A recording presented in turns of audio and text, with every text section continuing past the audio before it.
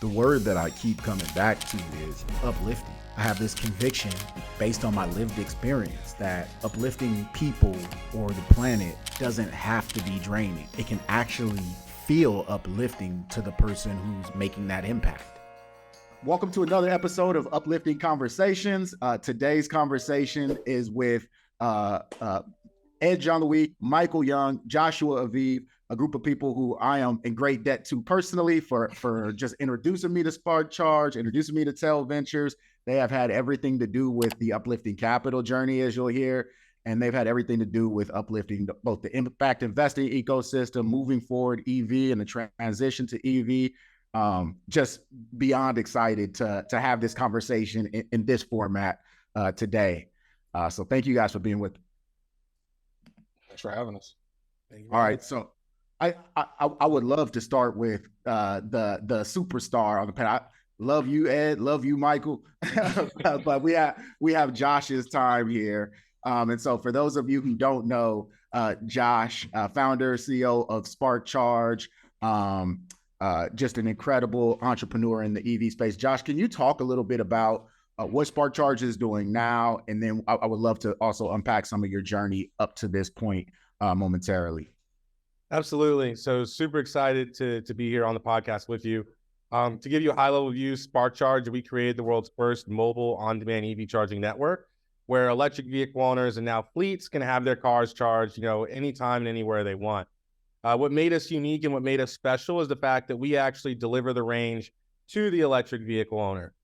So this means that the electric vehicle owner never has to worry about finding, sitting, waiting, searching for an EV charger. They can take their phone out and with the push of a button, get range delivered. And as it relates to fleets, we've now basically amplified that to where a fleet can have a turnkey solution. No trenching, digging, tunneling, cabling, RFPs. A fleet can have their cars charged, whether it's 5 cars, 100 cars, 1,000 cars, turnkey mobile charging every single day, which gives them a quicker ROI and a higher ROI in sustaining their vehicle. So we're excited about the growth that we've had. We're on track to deliver, I think, about 3 million miles of range to electric vehicle owners this year. And we're really trending, in the right direction as far as leading mobile EV charging and leading the mobile EV charging industry. You talked a little bit about fleets also. Who's it for? Like what kinds of fleets are those? And what do those customers look like in addition to just kind of your average person driving an EV who's going to use the app? Yeah, so our fleet business has been we're actually one of the fastest growing EV fleet companies in the United States. Our fleet companies range anywhere from micromobility to car rental, car sharing, autonomous vehicles, mail fleets, cargo fleets, you name it. When it comes to fleets and industries switching over from gas to electric, we're essentially the only option and the best option out there that allows them to transition to electric seamlessly. If you think about it, for an EV fleet, it can take anywhere from 3 to 5 years to get the infrastructure in place to sustain their fleets. And we can come in and basically charge every single car every single day, and we can be up and running in as little as 14 days, under 2 weeks in some cases. So that value prop to the fleet is, hey, I can now receive my vehicles, I can start generating revenue on my vehicles, and I don't have to worry about charging those vehicles anymore. Wow. And Josh, this story is as compelling as it is, and as much as I think you said 3 million miles are being delivered. This starts in a dorm room, right? Like talk to me about where this idea comes from and where you were when you realized that you could fill a gap. Absolutely. So started the company in Syracuse University. Really came from the idea. I was in an environmental economics class, which was my focus. And the professor said, if you want to solve the problem for infrastructure, look at EV charging, right? If this huge problem is going to come along where we're going to have, millions of electric vehicles on the road, but we won't have the infrastructure to charge them. There won't be any infrastructure there to actually keep them charged. And he said, if you're interested, solve that problem. And really started looking in to how do we solve that problem? How do we, what are the nuances when it comes to EV charging? And realizing that, it's very inefficient to put a pole in the ground, trickle charge an electric vehicle, have to find it, sit there, wait for hours for the car to charge. Why can't the charge come to me, right? So why can't I be in the comfort of my home, out and about, grabbing a cup of coffee? Why can't the charge allow me to have the freedom to drive my electric vehicle And we set out to really solve that problem. The first product that we launched was the Rode EV1, which was the world's first mobile DC fast charging EV charger. And that really took the world by storm because it opened up this idea that DC fast charging didn't need to be fixed. It didn't need to be stuck in one place. And you can actually see the Rode EV2 over my shoulder here, where we upgraded it, fixed the design, made some changes to it. And then we announced, currently and SparkCharge Mobile and the Rode EV3, which then took it to the masses, right? So we created this amazing technology. How do we open up access to everyone, everywhere? And that's where SparkCharge Mobile came into play. And at some point, you knew you had something that worked. What was the process of going from that idea, kind of having a prototype and something that you knew could change the world, to then being able to scale that? And so Abe comes in somewhere along that journey. But what was the process of finding the funding and finding sort of the backing to scale that? Yeah, absolutely. So when we first started out, a lot of our funding was through pitch competitions, awards, grants, things like that. So, we first started, I think our first award was like $500, right? It was a very simple, award, the Raymond Van Dron Idea Prize. And I think, we won that $500. And then from there, we won Panache. And I think that was like $20,000. And from there, we won New York State Business Plan Competition. That was $100,000. Then we got into Techstars. We raised, I think, $300,000. And from there, we got into 43 North. That was $1 million. From there, Shark Tank. From there, the White House.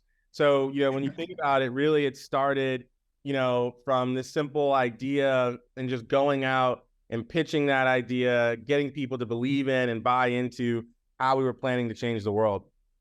Which, that sounds easy, right?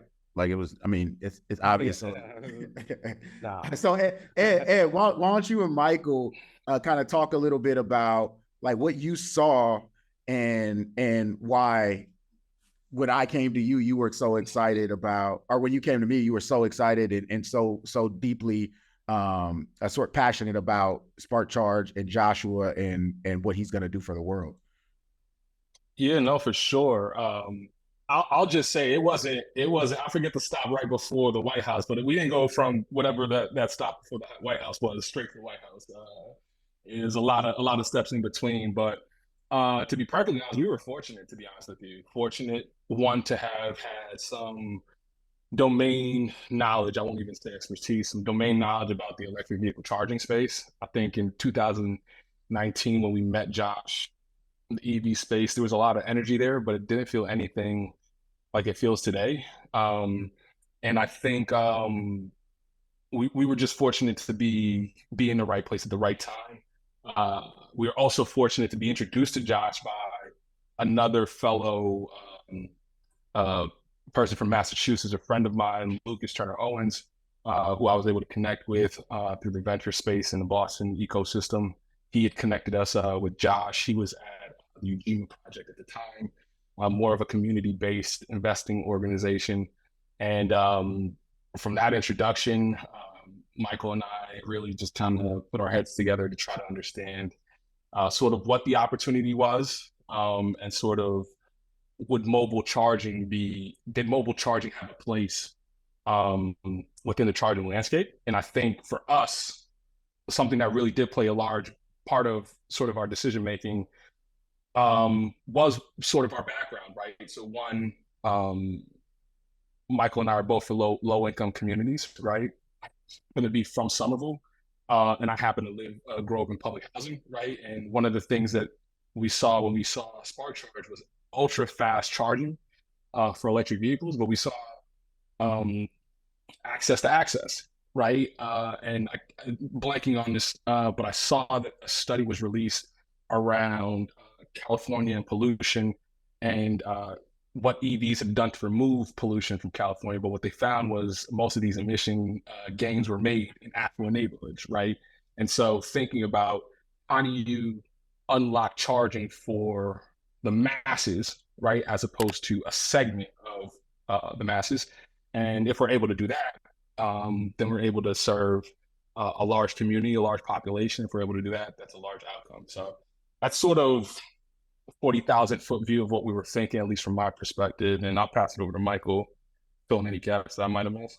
Yeah, but before you, I love that you connected that to your background. One of the things that we talk about as we invest in fund managers and companies is this whole idea of inclusion alpha. This idea that when you have people who aren't from traditional investing backgrounds, they see opportunities that don't sort of appear or don't hit the radar, aren't properly evaluated by those traditional sets of eyes. And so this whole idea of seeing the opportunity in EV to provide access to neighborhoods that didn't necessarily have access to EV charging is to me profound and underscores like so much of what I think will be done in both impact investing, but also just inclusive investing more broadly. That's super powerful.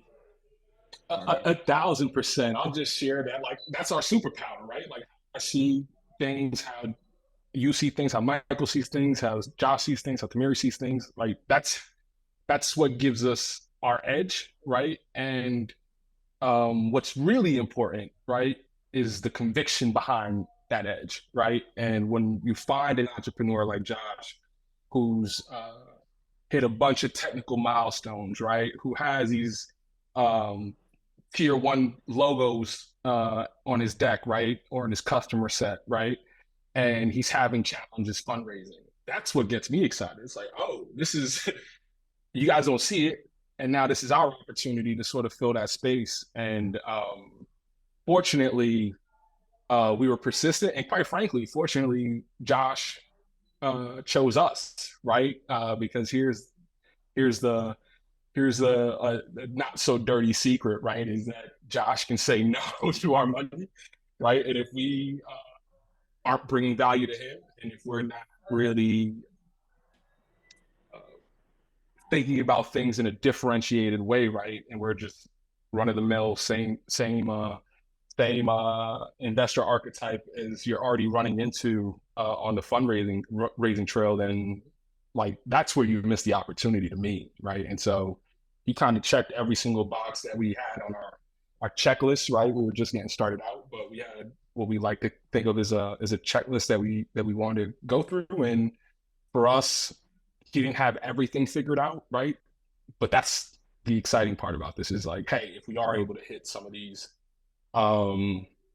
milestones, and this changes the entire picture for not just Josh, not just for us and our backers and our LPs, but really for people who lived in Camden, New Jersey, right? People who live in public housing in Southern Massachusetts, people who live in rural middle America, right? Where there's charging deserts, right? Where it doesn't make sense on the unit economic basis to put charging stations there.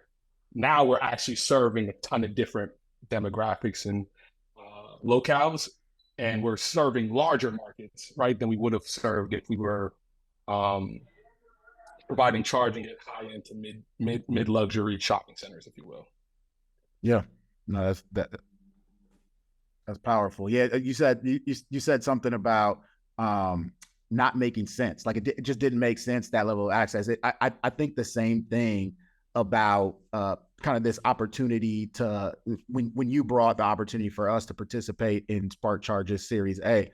It didn't make sense to me that opportunity was still available, right? Like when you're investing and you're looking for alpha, like you're always wanting to find imbalances or you're wanting to find wrinkles and hiccups. I'm like, this does not make sense. Like this dude is an EV. This dude is obviously brilliant. Like he has validated what he's doing. It makes zero sense to me. Like whatever little ducats I can scrape together, I can get anybody to scrape together. We're running here because it just didn't make sense. But that's a piece of that, having a different set of eyes and a different background. I got to give two shout outs, and then I'm gonna shut up, and then you can jump in. But two shout outs. David Hall of Rise to the Rest. He introduced Josh and team to Robbie Robinson at Pendulum, Robbie and Rich and Helen and team. So he made the introduction over there. I mentioned Robbie because I got to give a shout out to Robbie. Robbie and I had a conversation as we were going through the diligence for the Series A and their participation round. And he and I had this same exact conversation. They built their fund thesis around this, right? Of backing opportunities that are misevaluated by the market, right? To me, that's a deep value mindset. So we saw the world really similarly in that instance. But got to give him a major shout out, right? Because he ended up ultimately participating around. Pendulum's been great partners, not only to Josh and team, but to us as well. But that's the missing piece, right? Is forget about what everybody else is. I don't care what everybody else is looking at. In fact, I hope they keep looking at what they're looking at, because if they're not looking at what I'm looking at, that's the opportunity. And that's sort of why I keep saying the right place at the right time. Kind of the dominoes sort of lined up for us to get really great partners on the capital side that saw the world the way we saw it at the Series A, where a lot of people maybe didn't see what we saw at that time. That's right. All right, Michael, we're gonna stop stepping on you, man. I was gonna say, I'm putting myself on the pitch count, man. Mike is being quiet over there, and he's gonna talk about two talkers. That's what he's trying to do. Listen. I let Ed is the long-winded one of the two, so I let him do his thing, and he always does it so well. So I'm here, playing backup singer. I mean, you guys, touched on all the right points, right? I think one thing that that I would like to bring up is, how we thought about building, what we're doing, and also investing alongside with Josh is, not only supporting, founders who look like Josh, and including communities who look like us and where we come from, but also participating in the economic transition, right? And including our investor network and giving access to investors who look like us an opportunity to invest and first look at some of these opportunities Josh has included. And so that's one of the things we built intentionally because we've seen how venture capital can change communities and how investment are and how growing businesses can provide jobs and provide an economic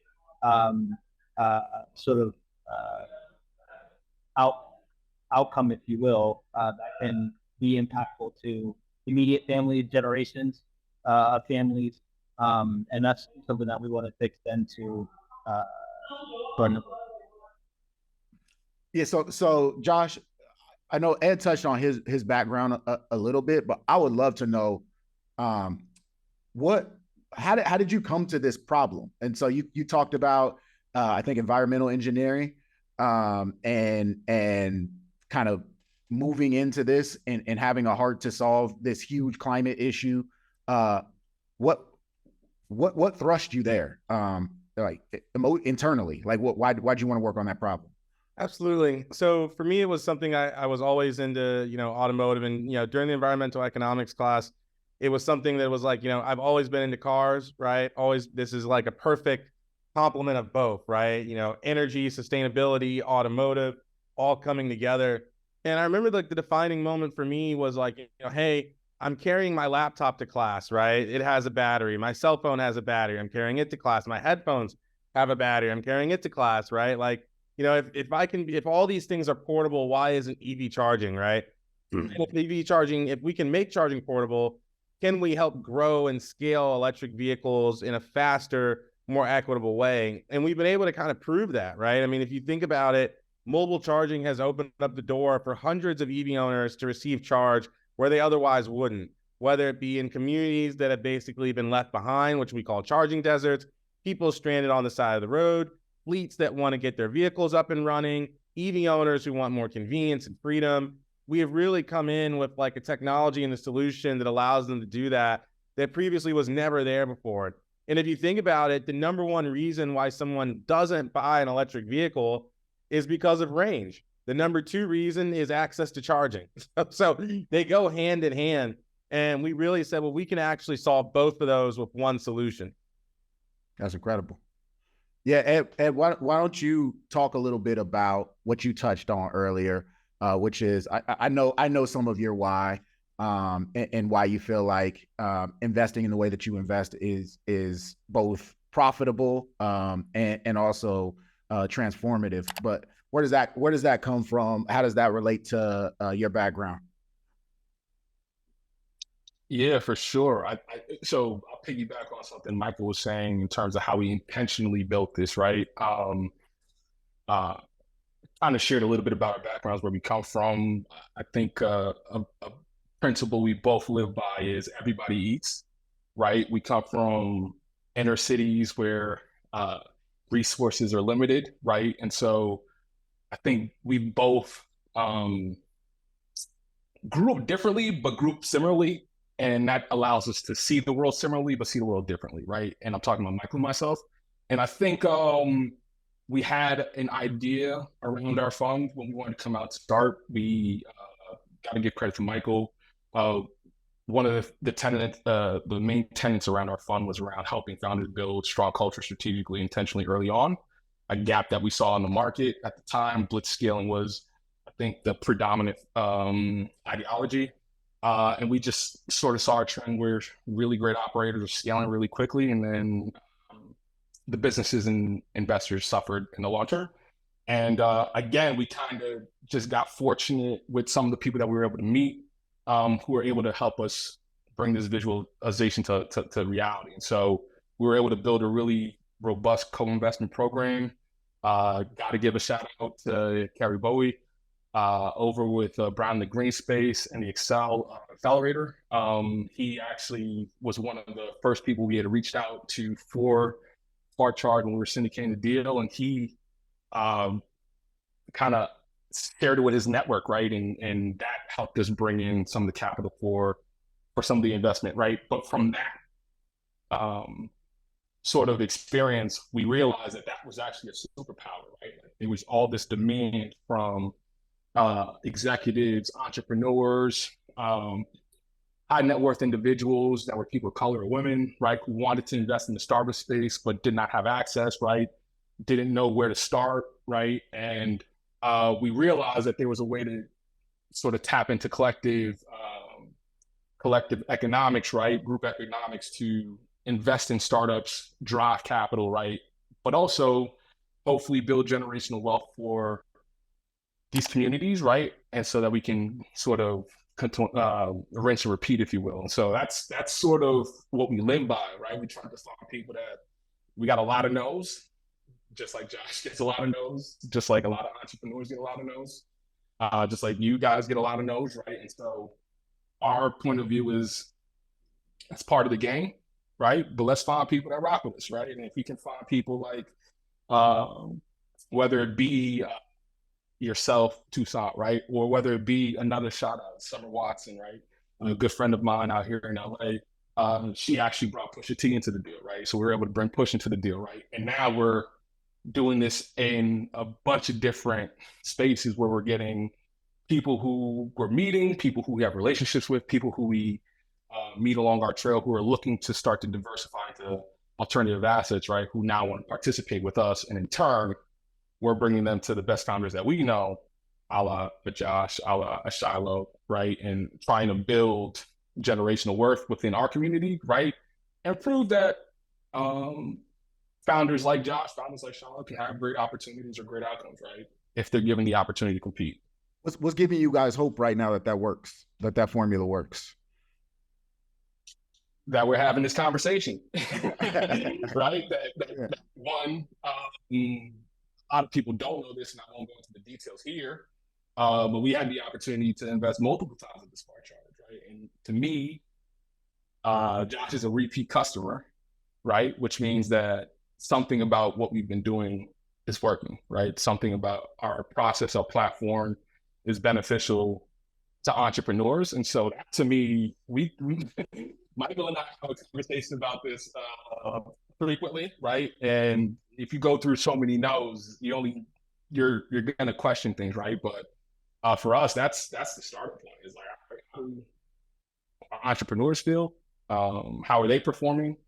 How do they feel about our assistance and what they're building, right? And are we generating value for our LPs? Everything else is noise. We don't care about the noise. Save all the accolades, just the dough. And what gets us excited is when we get in a meeting with Josh and he starts sharing all the updates, and we're like, oh, this is way more exciting than we could have even envisioned. Let me put it that way. Yeah. So I would ask Josh the same question. You covered a lot of this early on, but like what gives you hope that what SparkCharge is doing continues to change the world and what gives you hope? Yeah, I think seeing the traction that we have to date, right? I mean, when you think about it, right, when Ed, Michael first invested, this was, hey, we're on track to do something amazing. We've got this amazing technology. Now, I think this year, we opened up a brand new factory, right? 40,000 square foot manufacturing facility in Buffalo, New York. That factory itself is going to produce somewhere close to over 300 gigawatt hours of energy, right? That's almost triple what you get in the Tesla Gigafactory. So we will, by the end of this year, be on track to be the nation's basically largest producer of energy going into electric vehicles.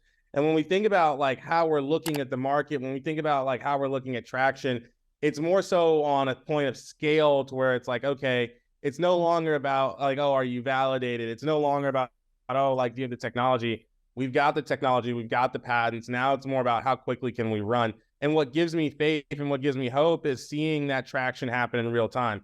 We never would have thought, even a year ago, right, that we'd be able to say like, hey guys, we're actually on track to produce more energy going into electric vehicles than anyone else, right? And the fact that we're able to do that and show that and prove that constantly is something that really validates not only like where we were even a year ago or 2 years ago or 3 years ago, but, looking at that journey to where we are now, it's a true testament to like our hard work and dedication. But I continue to like get rejuvenated and have faith in the company every day because I'm seeing the impact that we're having. Incredible. So I'll say that Josh is giving us hope. And you might not have believed that Josh a year ago, but 4 years ago when we invested in you, Ed and I had a private conversation and we looked at each other and said two things: that this is it, and he's the guy, right? To do it, right? So we believe that the impact that you're going to have and the scale that you're going to get to is far beyond what most people will have imagined for you, and that may include yourself. But just know that you have folks that believe in you. You go ahead, Josh. No, I was just saying, love it. And I think what Michael said too is something that separates, I think, good investors from great investors, right? Like I think good investors, almost anyone can write a check. Great investors have conviction in the companies that they back. They have faith in the entrepreneur, they have faith in the business, and they support and stand by the business. And I think that's one of the things that has set Tail apart. It does not matter day or night, rain or sunshine. They've stood with us and they've had conviction in the company, and it's now starting to like bear fruit in ways that we never could have imagined, but they imagined. I have conviction in all of y'all brothers. It's a pleasure to spend a little time with you guys. Like I see the trajectory of SparkCharge. I also see the trajectory of each of you individually and collectively. And yeah, it's a joy to watch and participate in the smallest way. So if folks want to support SparkCharge currently, what's the best way for people to follow and support and kind of get involved with this movement? Absolutely. Our website is the best way. People can absolutely learn more about, mobile charging. You can download the app on both iOS and Android today. And you can actually have range delivered to you. And I think about 20 cities in the United States now, primarily California, Texas, and Boston. You can really, California, Texas, Massachusetts, and you can have range delivered today. If you want to learn more about, our fleet charging and our mobile chargers, our website, we respond to people every single day, inquiring about the technology. So we're always open to it. Feel free to get in touch with us. And we're always hiring too. All right. All good signs. All good signs. And how can folks support you and Michael's journeys, missions, investing activities? Yeah, for sure. I'd say if you go on our website and you see any of our founders, feel free to reach out to them. Feel free to reach out to us. A lot of them will be looking for capital in the near future, right? That's the nature of the business. So that's always a way to kind of collaborate with us. We're always looking for new relationships, right? And sort of what we're working on is continuing to build a base of early stage financing, right? So that we can continue to see more and more entrepreneurs get the opportunity to compete in the ecosystem. And the other thing I'd say too is just reach out and build. We're here. Michael and I, like I had mentioned, we have the fund, we have the co-investment program, we have some things that we're working on for the near term and in the intermediate term. So if there are folks that are interested in learning more about what we're doing and how they can get involved, please feel free to reach out to us on the website or tap in on the socials, as the kids say. Love it. All right. Anything to close, Michael? You feeling good? You let Ed do the talking. I'm feeling good. And running the race today, so I'm feeling good. Well, all seriousness, I truly do appreciate you, brothers. I appreciate the time, and am excited to continue to support everything you guys have going on. Please be sure to subscribe, like, and click the notification button so you never miss an episode.